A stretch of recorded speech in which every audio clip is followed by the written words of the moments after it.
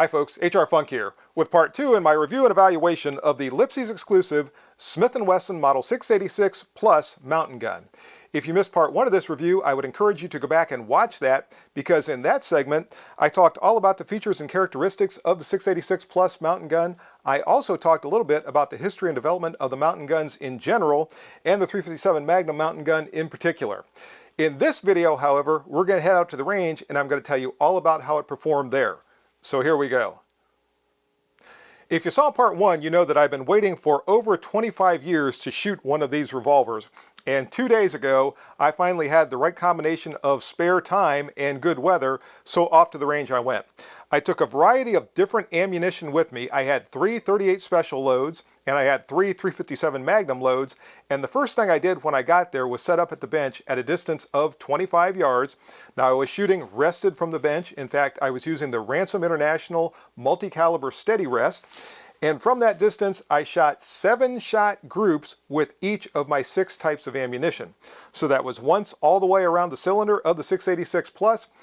And I decided not to show video of every single 7-shot group because I think that would drag. So instead, what I did is fired out the groups, and I have the results right here beside me. And I'm going to show you precisely what kind of accuracy I was getting from the mountain gun from that distance of 25 yards. Now keep in mind, this is with the factory adjustable sights, so there's no optics or anything else to help from that distance of 25 yards. And I was shooting at these bullseye targets. And the first ammunition that I had, I started out with 38 specials, was a House of Pain Munitions 158 grain 38 special jacketed hollow point load. And it came in at, hopefully you can see this, and I don't have too much reflection. Let me change the camera because it looks like there's some glare and I want you to be able to see these groups. Okay, take 2 on my 25-yard accuracy results.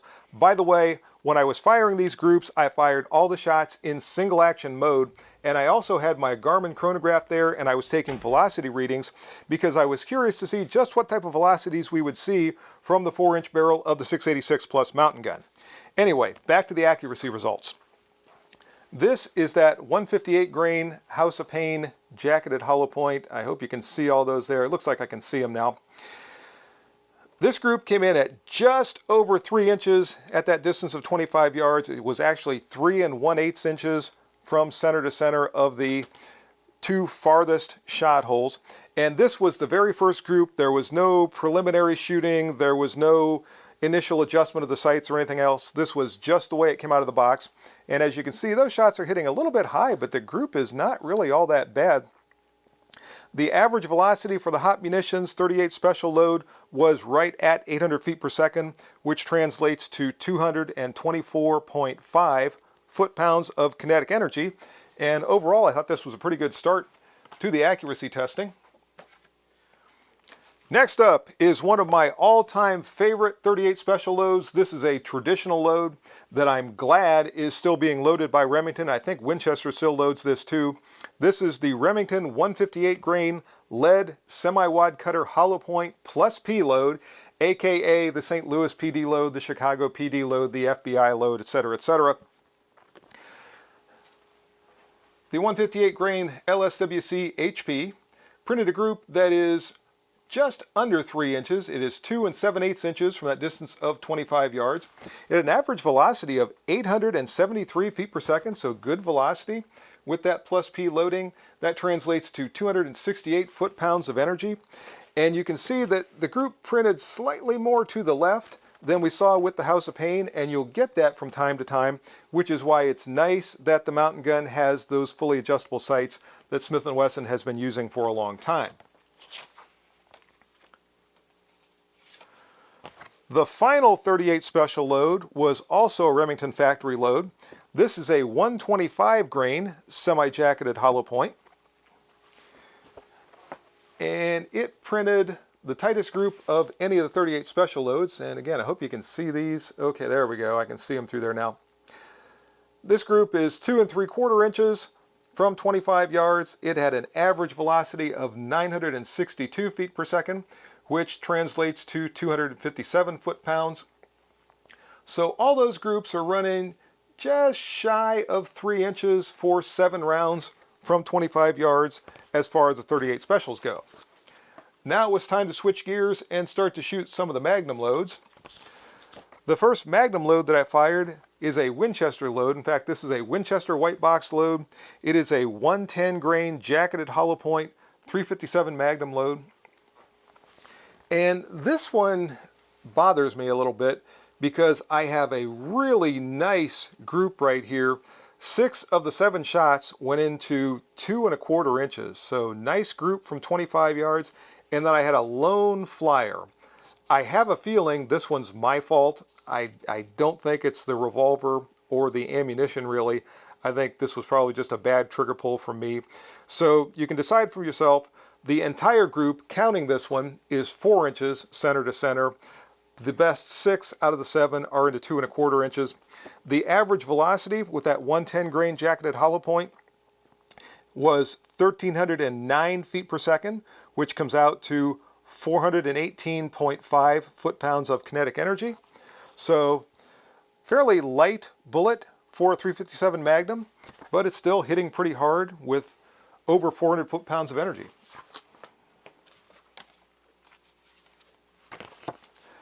The next load was the one that there was no doubt this was a true Magnum load. This is a Hornady factory load in their American handgunner line. It is a 125 grain jacketed hollow point. In fact, it features their 125 grain XTP bullet. And this came in just over 2 inches at 25 yards, nicely centered. When I was firing this, I could tell it had some steam behind it. It had an average velocity of 1,426 feet per second from the 4-inch barrel of the 686 Plus, which comes out to 565 foot-pounds of energy. So that's one that's going to solve just about any issue that you could reasonably ask of a handgun.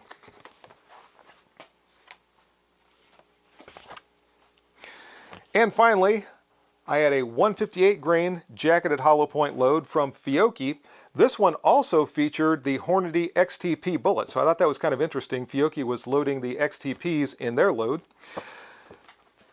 This group came in at, try to get that again so you can see it, there we go, 2 7/8 inches, center to center. It had an average velocity of 1,108 feet per second, so kind of a light loading for a 158 grain 357 Magnum. That comes out to 431 foot-pounds, so still I would not want to be on the receiving end of any of those, but I would have just liked to have seen a little bit better velocity. So this is almost a mid-range load from Fiocchi. In any case, the accuracy from 25 yards with all of these I thought was looking pretty good. Again, keeping in mind this was not being fired from a machine rest or anything else. It was me holding on to it, firing it from the multi-caliber steady rest. All in all, I thought the 25-yard bench shooting went pretty well. Now it was time to try some defensive drills with the 686 Plus mountain gun. First up was controlled pairs from a distance of 5 yards.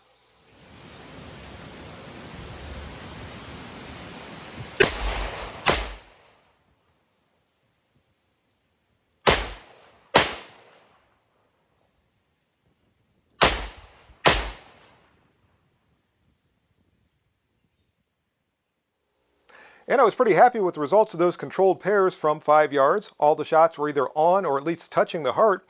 So not bad in my estimation. It's now time to move back to 7 yards for some failure drills. This is going to be 2 shots to the body and 1 shot to the head in rapid succession. And here's how they went.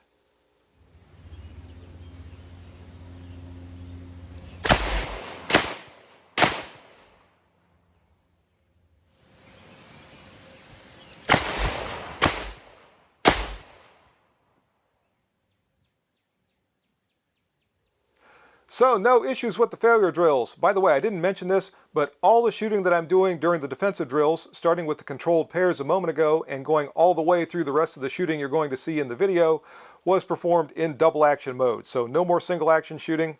But now it's time to go back to 15 yards, and from 15 yards it's going to be once around the cylinder from that distance, shooting double action, and here's how it went.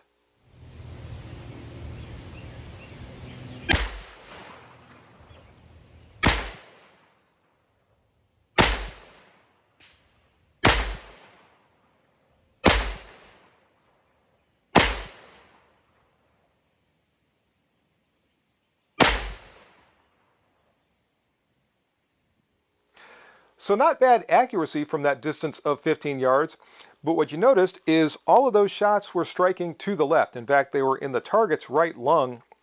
And it occurred to me that I was using that Winchester White Box 110 grain Magnum load for these drills.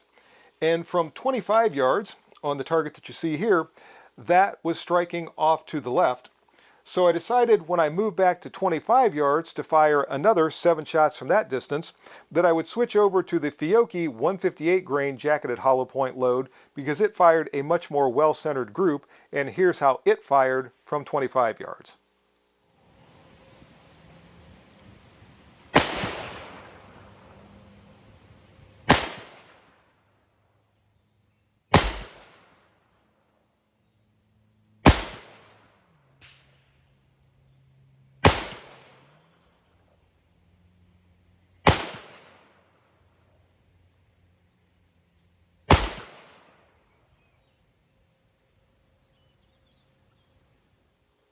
So yes, the 158 grain Fiocchi load did stay much more well-centered in the target from that distance of 25 yards. By the way, that was actually closer to probably 23 yards.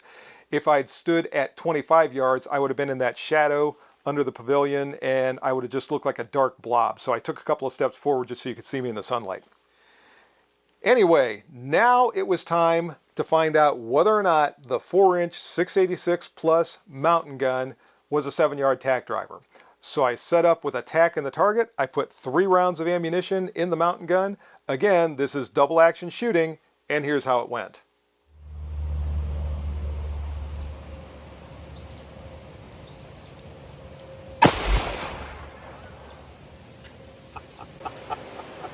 Yes! On the first shot, the 686 plus mountain gun is a 7-yard tack driver. So yes, the 686 plus mountain gun is a 7-yard tack driver on the first shot. So I was quite happy about that, and that was pretty much a dead center tack hit, so no problems there at all. At this point, what I decided to do was to shoot through my defensive drills again, but I wanted to do it this time with 38 special ammunition. And I did this for a couple of reasons. First off, I just wanted to get some more cycles on this action to help it to smooth out more and more as it's fired more and more often. I also just wanted to see how the drills would look shooting it with 38 special ammunition as opposed to the 357 Magnum that I fired the first time through the drills. And I was using the House of Pain 158 grain jacketed hollow point ammo mainly because I had a little bit more of that than I had any of the others. By the way, that's also the reason I started out using the Winchester White Box 110 grain Magnum loads for the defensive drills before, because I just happened to have a little bit more of that ammunition. I'm not going to make you sit through me firing through all the drills again, but I will show you the target and talk about the results, and here's how they looked. For comparison purposes, I decided to put the 357 Magnum target up side by side with the 38 Special target, and when I shot these drills the second time with the 38 Specials, I decided to use an actual bad guy target because I thought that was just a little bit more fun. Also, I made a slight mistake in the order of my colored stickers, which I'll explain here momentarily. But looking at the groups in general, we can see that the 38 Specials generally have a tighter group throughout all 4 of those drills than I was able to achieve with the 357 Magnums, but that's not surprising considering I'm dealing with a lower recoil impulse with the 38 Specials than with the 357s. Which is not to say that that Hot Munitions 38 Special load is weak. In fact, I think it's a pretty good 38 Special load coming in at 800 feet per second with those jacketed hollow points. But it still is obviously not generating the same level of recoil that I was getting out of the Magnum loads. Turning our attention to the 5-yard controlled pairs, on the Magnum target, I have those marked with the dark purple stickers that you see there. You can kind of see them underneath all the others. And on the 38 Special target, I have them marked with the green stickers. So this was one of the mistakes that I made in the order. But looking at both of those, all of the shots except for, I think this one on the Magnum target, are on the heart. This one is touching the heart, so decent accuracy there. Similarly, I've got 5 out of the 6 38 Special shots on the heart here, and one of them just off into the lung. So decent accuracy all the way around with both types of cartridges from 5 yards on those controlled pairs. For the failure drills, I have those shots marked on the Magnum target with the green stickers, and on the 38 special target with the dark purple stickers. So I just transposed those two when I was using the stickers. You'll notice an additional sticker up here on the Magnum target. Reason being, I had a camera problem, so I had to reshoot that drill, and I just used an additional sticker to cover that up. That's why you saw the drill fired in 2 segments instead of 1 continual segment. Anyway, for the failure drills here with the green stickers, the body shots aren't bad. They're a little more dispersed than I would like to see them. I've still got 1, 2, 3, and I think there's another sticker on there, 4th one someplace, on the heart. 2 of them over here, one of them's in the lung, almost touching the heart, one of them down here in the lower lung. But looking at 38 special target, I've got 1, 2, 3, 4 very nicely centered right there. I've got 3 of those on the heart, one of them just off. The headshots, very good with 38 special, and certainly not bad at all with the 357 Magnum. For the 15-yard 7-shot drill, I've got those marked here with the black stickers, and now the stickers are going to correspond. So we've got those, as I mentioned while I was going through the first part of this video, I was using that 110 grain Winchester white box ammo, and it's just printing a little bit more to the left. Whereas with that Hot Munitions 38 Special, look at this from 15 yards. Very, very nice. Can't complain about that one bit. Finally, from 25 yards, 7 shots, I've got those marked with the red stickers. These are a little more dispersed than I would like them to be, but from 25 yards, firing double action, a brand new revolver. I'm not going to complain about this at all. Changing gears to the 38 Special load, look at this. Offhand double action from 25 yards. Little high, which was what we saw from the bench when I was shooting the accuracy test at the beginning with this ammunition, but certainly not bad at all from 25 yards. My feeling after doing all this shooting with the 686 Plus mountain gun is it really handles like a K-frame. It hits like an N-frame, but it handles like a K-frame, and I actually tested the weight of the mountain gun against this K-frame Model 66 357 Magnum, and believe it or not, the mountain gun is a little bit lighter. It's coming in at I think 34.8 ounces, and the Model 66 weighed 35.5 ounces. So for whatever quick handling might be worth and carrying weight and everything else, the mountain gun is actually a little bit lighter than the K-frame Magnum Model 66. So after repeating all of the defensive drills with the 38 Special ammunition, I decided there was just one thing left to do, and that was to see if the 686 Plus mountain gun would be a 7-yard tack driver with 38 Special ammo as well as with 357 Magnum ammo. So let's go back to the range and we'll see how the tack shot went with the 38s.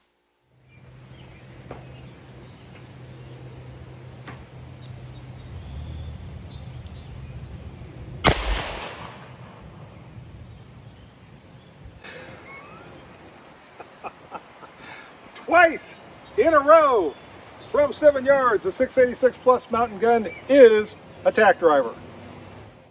So yes, twice in a row on the first shot, once with 357 Magnum ammunition, once with 38 Special ammunition, the 686 Plus mountain gun is a tack driver. Folks, there's not much more I can say about this revolver. I really like it. This is one that if you saw part 1 of this video, you know that I passed on back in 1998, or I shouldn't say I passed on it. I was planning on purchasing it later, and later just never came around for another 27 years. In any case, I'm not going to make the same mistake twice. This revolver was sent to me by Jason at Lipsy's for this review. Thanks again, Jason. In order to keep it, I have to pay for it. I'm not going to make the same mistake twice. Jason, you're not getting this one back. What you're going to get is a very tired, well-worn credit card number, and this is going to be staying with me. In any case, folks, that's the video for today. I hope you enjoyed it. If you have any questions or comments, as always, make sure you forward those to me. Remember, stop by my website, hrfunk.com. Check out the news and information page, see all the latest things that are going on with me and the channel. And also go by the products page. A lot of the products that I've reviewed here on the channel have links to the manufacturers on that page. and there's information beneath some of those links that'll save you some money if you decide to make a purchase. See you next time, folks. And until then, good shooting. Bye-bye.